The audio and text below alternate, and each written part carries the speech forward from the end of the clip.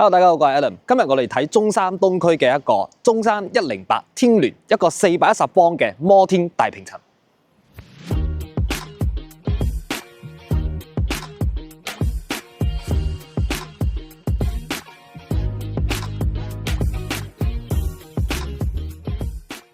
喺2025年，如果你手頭上而家有1000萬咧，你會攞嚟去買別墅，定係喺其中咧攞500萬出嚟買一套大平層咧？如果係今年，可能我就會建議你選擇睇大平層啦。呢個係我喺過去6月份至今，我哋單純呢個項目嘅大平層單位，我就賣咗有8套出去。而呢啲咧係我嘅業主們俾我嘅建議嚟嘅，而不外乎佢哋每一位咧，其實都已經係買過別墅嘅人啦。因為點解到而家啲人會開始咧唔再好似以前咁樣追求話，可能我需要某個圈層，或者話追求某種生活嘅時候，過去我哋嘅眼光大部分人都係睇別墅啊嘛。但係到咗而家慢慢地咧，就舉個例子，就好似我哋買車一樣。過去我哋買車，我哋要揸 Benz 啦，買 BBA 啦，或者話更加高嘅買賓利啊等等嗰啲車啦。但係到咗而家，大家可能更加多嘅屋企有擺啲豪車喺度，但係佢出行嘅話都會買翻電車。其實呢個就係我哋對自己生活上邊嘅一啲追求已經開始唔同啦。咁啊，到咗今時今日，如果我哋都仲係想要買翻一個，我自己住起身係舒服嘅，可能大平層嘅性價比仲會更加高添。今日接下嚟我就帶大家去睇下呢個盤具體嘅一啲情況啦。跟住我哋而家嚟到沙盤呢邊咧，喺我哋面前嘅呢兩棟咧，分別係最受感嘅5棟同埋6棟，會喺今年2025年嘅9月份全線無批交樓啦。咁啊，整個兩棟嘅高度咧都係超過200米，然之後咧總層高係50層高嘅。目前咧喺呢個盤啱開售嗰陣時，我印象仲好清楚，最初頭上到嚟嘅頂層嗰4套單位已經係俾同一位業主買走晒㗎啦。係啦，咁啊，另外整個盤咧，佢全部嘅嗰個外立面都係全玻璃幕牆嘅，而你可以留意到其中一個細節咧，佢所有嘅外牆嘅呢個欄杆玻璃咧，佢咧係唔會係話好似插咗塊喺出邊嘅水泥牆上邊，而係嵌喺水泥之間嘅。同埋佢嘅裝飾嗰一方面嘅話，佢做咗一個特殊唔同嘅地方喺邊度咧？喺外牆，你喺呢塊嗰個沙盤上邊嘅建築圖可以睇到，佢有一邊咧係咁樣，出邊係沿住包咗一條白色嘅外包圍嘅，而另外嗰一邊就冇㗎啦。所以無論係外觀上同埋實際嘅居住感受上邊咧，其實呢兩邊嘅單位係會有些少唔同嘅。而至於話具體有咩唔同咧，一陣我哋上到示範單位再同大家去講一講。咁啊，呢兩邊嘅最受感嘅戶型咧，分別就有呢個位置有一個410方嘅單位啦，而旁邊喺呢度1、2、3呢3個單位咧，就全部都係298平方嘅。咁啊，我哋今日要睇嘅咧，就係喺最側邊呢個410方嘅戶型，跟住再補充一個朝向方面嚇，朝向我哋面向我嘅呢個方向咧，就係北向。而反方向就係南向啦，呢邊係西邊，嗰邊係東邊。而每一個單位嘅話咧，有320度嘅景觀環繞嘅，相當於話你個整個露台係包圍式嘅，總長咧有38.6米。咁啊，所以聽起身咧個戶型嘅話就似乎係好吸引，而實際上嘅感官係點樣咧？我哋上去睇睇啦。咁啱先我哋嗰個位咧係佢嘅售樓部嘅位啊嘛，嚟到呢度咧其實已經係佢15座，唔係15座，5座嘅樓下啦。所以入門嘅位，其實到時候呢度會 set 一個入口嘅。佢而家做咗一小部分嘅園林，其實整個108天聯嘅嗰個園林嘅進度咧，我覺得係講唔上佢流動建設嘅進度嘅，因為基本上兩棟樓咧係幾乎係封頂嘅狀態啦。好，咁呢度有一個比較有意思特殊嘅點啊，頭先好似我未講到呵，佢呢邊係3梯2伙嘅。係啦，佢就一邊會有呢邊會有2個電梯啦，另外仲喺安全出口出去仲會有一部電梯。咁呢個係為咗區分咧，俾其中一個電梯平時就係嗰啲作為貨梯咁樣去用咯，而其餘時候其實兩邊2戶人家就自己用啦。跟住呢個電梯咧係奧蒂斯嘅品牌嚟嘅，都係喺國內係算係好最好嘅其中一個電梯牌子啦。咁啊，佢呢度有個有意思嘅地方係點嘅？佢咧嘅樓層數佢係咁樣撳嘅喎，比如話我要去15樓。嗱，顯示咗15啦，跟住就 OK， 佢就前往嗰度去啦。咁呢度有一個地方咧，佢就係避免咗呢度成排全部都係嗰啲1、2、3、4、5、6、7、8咁樣。呢個設計咧喺我整個中三嚟講咧，我係第一個睇到嘅。我好拜，突然之間我覺得自己好似冇乜見識咁樣。好，咁喺電梯出到嚟嘅話咧，頭先睇翻佢呢一棟嘅構造嚇，喺攝影師嘅身後咧，呢邊就係410方嘅一個大平層嘅單位。呢邊咧就係298方嘅單位。如果大家有興趣睇290方嘅戶型係點樣嘅話咧，我喺影片嘅結尾放一個成條片嘅一鏡到底嘅畫面俾大家睇啦。咁我哋今日主要咧係嚟睇翻呢個410度嘅戶型係點樣。首先入門位置咧係一個實木嘅雙開門嘅子母門，係啦。咁呢個豪宅標配啦。跟住入到嚟咧，但係我呢個戶型有幾個特點同大家講下。首先咧，第一個呢個戶型咧，佢嘅樓底係有3.6米高嘅，係啦。你咁樣一眼望上去，似乎唔係特別高，係嘛？你如果對比翻，呢一個吊燈，你就大概知啦。同埋咧，第二個特點，佢流動與流動之間嘅嗰個樓板嘅厚度咧，係去到28公分嘅。咁常規嘅住宅嘅樓板厚度咧，只有8公分啦，佢足足係多咗20公分出嚟嘅。所以你目前佢嘅正樓高有3.6米，而實際上你最終裝完天花之後咧，俾到我哋實際使用到嘅，可能都係大概3.3米左右。所以你就算係裝一個咁樣嘅一個燈咧，都影響唔大咯。你依然係會可以享受到比較高嘅一個空間感啦。係啦，咁第三個點咧，就係佢呢成間屋入邊，基本上交付到俾我哋嘅時候咧，幾乎係冇牆嘅。係啦，成層樓入邊只有咩咧？嗱，呢個地方有一條柱，係建築物入邊嘅柱嘅。嗰個地方都有一條柱，呢兩條柱主要嘅柱，同埋呢個位嘅嗰條柱。之後啊，我先唔帶大家睇廳啊，我帶大家去睇翻佢另外仲有兩面牆咧，係交付嘅時候有嘅實木嘅，唔係實體嘅實心嘅，而其餘全部係空嘅。之後我哋先嚟詳細睇戶型。呢一面牆同埋呢一面牆係實體嘅，到時候佢係唔可以剝嘅，而其餘咧幾乎成層樓係空嘅，意味着我哋喺裝修呢一塊嘅話，你有極大嘅使用空間可以去做，而成間屋苑嘅嗰個實用量咧，加埋露台嘅浸送，大概有88%嘅實用量。好啦，咁我哋又翻轉頭翻到嚟睇翻究竟呢個戶型係點樣啦。入門位置嚟到咧，首先呢邊佢就有一個算係入門嘅嗰個細細地個位啦。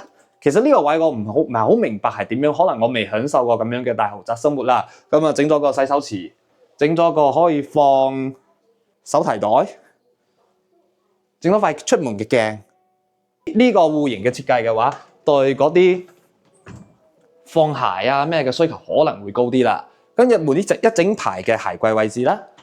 嗱，呢邊同樣都係鞋櫃，我就唔打開睇啦。我哋主要咧都係睇翻佢嘅戶型格局係點樣。跟住第4個要講嘅點咧，就係你會發現呢個廳咧，可能喺全中山你都未必可以睇到一個咁大嘅廳。咁啊，所以廳大咧都係佢其中一個亮點啦。跟住我哋嚟睇翻左手邊，我哋由左睇到右嚇。左手邊一個唔知點講嘅一個唔知係咩房，因為其實你最終會發現咧。你主人房你想 set 喺邊度就 set 喺邊度啦，房間想做幾大就做幾大咧，係可以自己決定嘅，係啦。跟住旁邊呢度咧就做咗一整排咁樣嘅衣櫃啦，呢啲咧都唔係實體牆嚟嘅。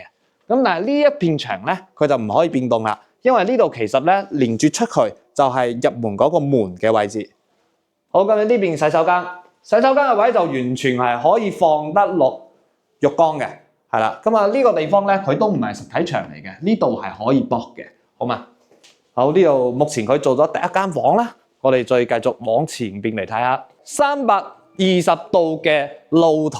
我哋需要了解嘅有邊啲咧？第一個，佢所用嘅門窗嘅玻璃，咁呢個同展盈天鑽嗰個唔同喎。展盈天鑽嗰個用嘅係 YKK 嘅牌子啊嘛，呢度用嘅係一個叫貝克洛嘅牌子。咁呢兩隻牌子咧喺級別上面嚟講係唔會話邊個比邊個要好幾多之類咁樣，係差唔多級別噶啦。咁啊，但係呢邊嘅有一個好處在於咩咧？佢呢度嘅門咧係可以拉開到接近70度嘅呢個闊度嘅。咁呢個喺大平層入邊，我認為係非常重要啦。我拉開俾大家睇下，嗰個體驗感咧係真係完全唔同嘅。呢個咧先至可以話係大平層帶俾我哋嘅意義咯。可以開到咁闊嘅一個主露台嘅位，大家有冇睇過？好，咁啊，整個露台嘅話咧係有320度嘅環繞，然之後全長有38.6米嘅。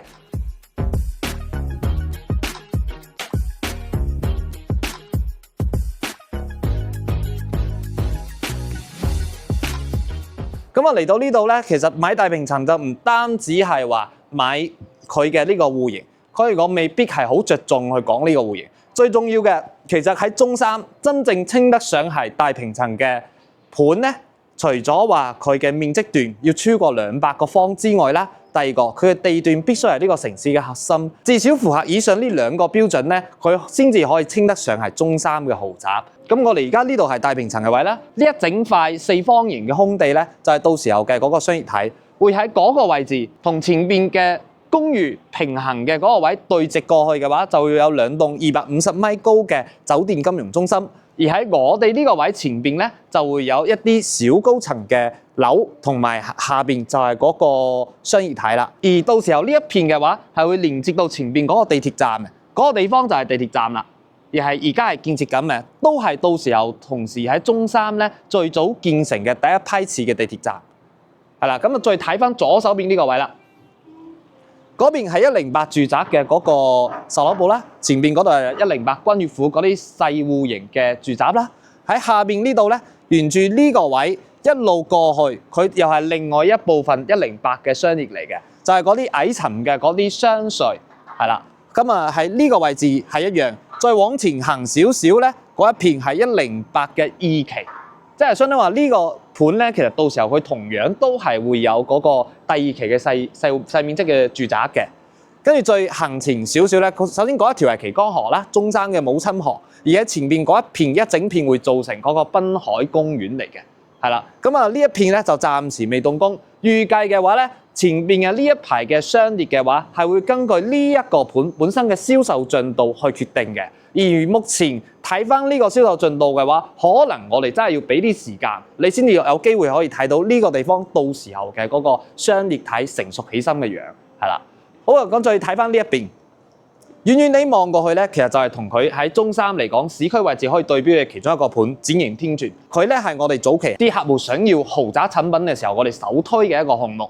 而點解而家呢個時候我哋更加多都係推薦翻呢一邊咧？因為嗰邊隨住佢嘅配套嘅成熟程度咧，而家嘅價位去到2萬幾3萬㗎啦。而呢邊咧，目前喺年前嘅話，基本上我哋可以賣出去嘅單位都係喺17000到18000左右一平方。喺中三咧本身就已經算係比較平㗎啦。而今年年後咧，呢邊目前喺15樓以下嘅最低嘅單位可以做到16500樓下嘅一個價位。咁啊，如果意味着咧喺呢個盤，如果你最低嘅銀碼嘅話400幾萬，你就已經可以上車到一個單位啦。就係對面嗰邊298方嘅單位。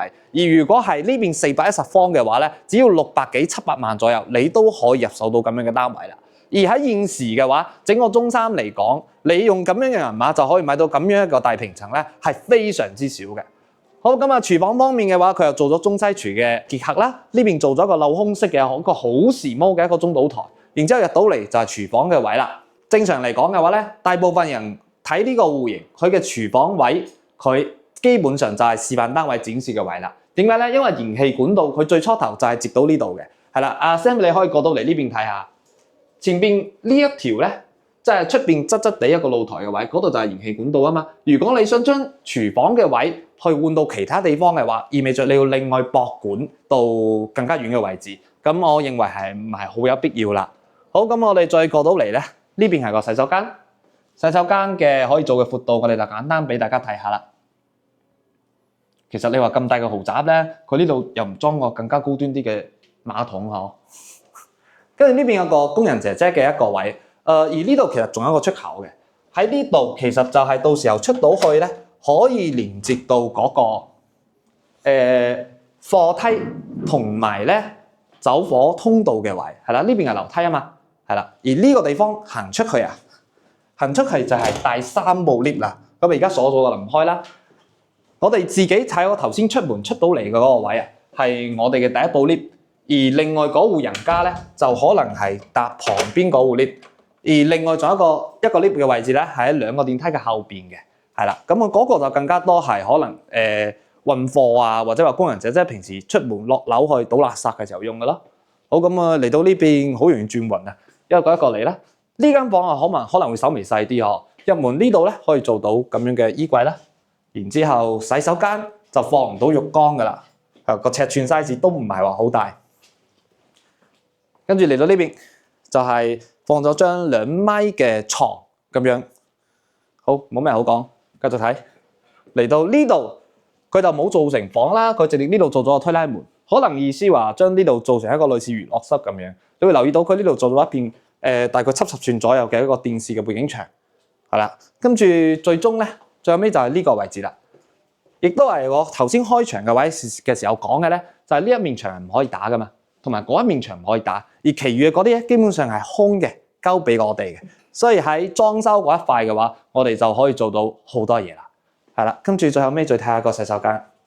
其實喺尺寸上嚟講咧，佢係可以做到浴缸嘅，不過就其他空間就可能逼啲啦。好，咁啊，呢個單位咧就係呢邊410平方嘅大平層戶型。咁咧就已經睇完咗呢個盤嘅410方嘅戶型啦。我哋嚟總結下呢個盤大概嘅情況先。咁我哋先講優點啦。優點咧第一方面咧，佢嘅總銀碼其實喺中山嘅豪宅入邊咧係唔算高嘅，基本上喺400幾萬到700萬之間，你就已經可以上車到一個喺中山算得上係豪宅嘅一個盤啦。咁啊，第二方面咧就係佢本身嘅產品力喺中山所有嘅呢啲號稱為係大平層嘅豪宅入邊嘅話唔多嘅，咁108咧就肯定係其中一個啦。而第三個咧就係呢個 location 係 OK 嘅，喺東區嘅旗杆新城咧，如果你哋係有真正深入去了解中山嘅話咧，未來中山嘅呢個主城區嘅位置就肯定係喺旗杆新城呢一帶啦。所以你都會見到咧一啲大型嘅商業啊、商場啊，包括每一個發展商要喺呢度去攞地嘅時候咧，佢其實都會有相對嘅一啲公用嘅配套咧，係要交付俾政府嘅。其實咧就係交付俾我哋以後喺呢度生活嘅人啦。係啦，咁啊，包括話地鐵站咧都會規劃喺呢度，同樣嘅道理啦，公園嘅建設啦都係喺呢度。而第四個咧，喺目前呢個正在發展中嘅區域嚟講，佢嘅價位咧都係相對低嘅。我哋唔需要話對標得太遠啦，直接對標到中山嘅東區咧，目前大部分嗰啲好啲嘅單位咧，都係要去到2萬幾打上嘅單價。跟住呢邊而家仲係1字頭咧，就已經算係性價比之一啦。好，咁啊，第二方面咧，我哋再講翻佢嘅缺點啦。呢個係所有啱開發嘅區域無可避免嘅一個缺點係咩咧？就係呢邊嘅等待時長其實係比較長嘅。所以假如咧你係短時間之內你就想見到成效，無論你係投資又好或者自己住又好，我哋保守啲估計啦，去到8年嘅時間，5到8年之間，你可能喺呢度你未必可以睇到啲乜嘢嘅，可能佢要去到8年，甚至乎最遠去到10年，呢個地方佢先真真正正旺起身。當然啊，我哋唔知道呢幾年接下嚟，如果話係隨住我哋嘅經濟慢慢復甦起身咧，市場咧開始越嚟越正常嘅話，可能會更加快啦。咁啊，所以對於呢種位置嘅話，我俾大家嘅建議係咩咧？就係佢係一個需要時間去發展嘅。如果你覺得你等唔起，或者話你認為你唔想冒咁樣嘅險咧，我係唔建議大家喺呢個位置去進行投資或者話係自住。因為即使咧你退一步嚟講，你想喺呢度自己住嘅話咧，佢都短期內係未夠真真正正嘅便利嘅。你大部分需要依賴嘅咧，都係樓盤自身嘅配套，同埋去依靠到城區嘅配套。咁呢個位喺中山嚟講咧，佢就屬於東區，但係佢又比較接近港口嗰一帶嘅，所以呢度去港口都比較近。對於大家嚟講嘅話，就係10分鐘之內嘅路程。咁啊，我認為咧，喺你真正嘅一個生活配套上邊，你如果連最基礎嘅樓下嘅食肆啊、樓下一啲便利店啊、旁邊一啲商場啊，呢啲都冇辦法喺步行5分鐘之內行到嘅話咧，我就認為佢短期內係仲未適合居住嘅。喺中山呢個城市，佢真正適合你居住生活嘅地方，其實喺你周邊行路幾分鐘之內，你就應該要有呢啲配套噶啦。好，咁啊，基本上其餘嘅缺點就唔講啦，主要都係集中喺呢一塊。咁啊，對於呢一個戶型嚟講咧，其實我個人係真係好中意嘅。你嚟到咧，你會感受下呢個廳，你坐低落嚟嘅嗰一刻，你先至可以感受到，原來咧生活係如此簡單咁樣。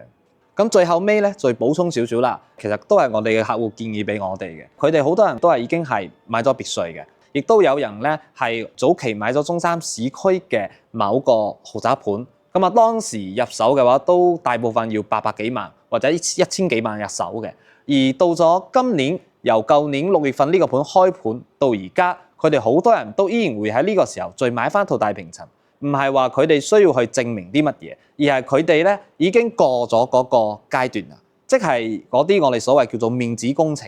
而家呢個時候，大家去買翻咁樣嘅大平層，其實好多時候佢哋係住別墅嘅時候咧，佢哋會可能會缺少某些嘢。咩意思咧？最簡單嚟講，別墅嘅話咧，好多時候佢係2層、3層、4層啊嘛。咁啊，可能你屋企人一齊翻嚟度下假，又或者話係你長期居住嘅，好多時候大家可能自己有自己嗰一層樓。咁啊，喺你過去好努力奮鬥嘅嗰個階段嘅時候，大家好多時候可能你一出門就係見唔到面嘅，係啦。咁啊，而到咗而家呢個階段，佢哋好多人已經係接近退休嘅年紀啦，亦都準備讓生活慢落嚟嘅時候，其實大家都希望同屋企人咧係多啲時間相處嘅，就又回歸到本質咯。大家唔再追求過去嘅一啲面子工程上邊嘅嘢，而係喺我而家個人嘅經濟能力條件允許嘅情況下，俾屋企人一個可以更加多，大家可以多啲喺埋一齊嘅一個居住環境。所以你會留意到，其實佢呢個設計咧，可能都係喺呢個出發點出發嘅。整個廳係非常之大，呢個地方單純只不過係我哋坐喺呢度，可能同朋友、同屋企人傾偈嘅地方。旁邊食飯嘅圓台嗰個空間，其實佢目前示範單位放嘅呢張圓台咧，仲遠遠未夠佢真正可以放得落嘅尺寸嘅。佢係留咗好多嘅公用空間喺地上。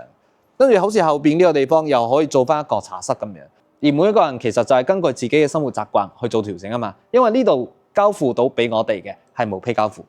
好，咁啊，最後尾嘅話，關於呢個盤嘅信息、具體信息，其實喺今日呢條影片咧係未詳細講到嘅。如果你都想了解更加詳細關於呢個盤嘅情況嘅話，歡迎聯絡上方嘅嗰個電話 number 揾到我哋。我係 Alan，我哋下期再見，拜拜。